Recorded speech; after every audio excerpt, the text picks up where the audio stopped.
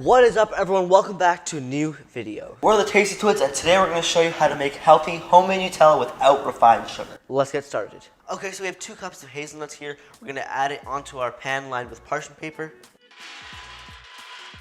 And we're going to put this in the oven at 400 degrees Fahrenheit for 8 minutes. Alright, we're going to get our roasted hazelnuts and put it into a towel like this. Okay, now we're just going to shake this until the skin comes off.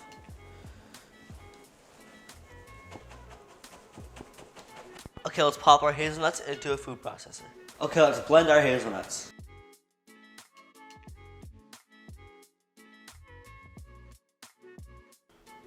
Alright, now that our hazelnuts have become a paste, we're going to add 2 tablespoons of oil, a ½ cup of whole milk, a 1/4 cup of honey,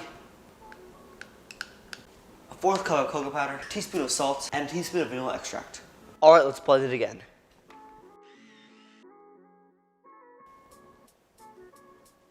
Alright everyone, thank you so much for watching. We really had a blast making this Nutella, but for your next step, please go ahead and check out this video right here. We show you how to make the best brownie recipe ever.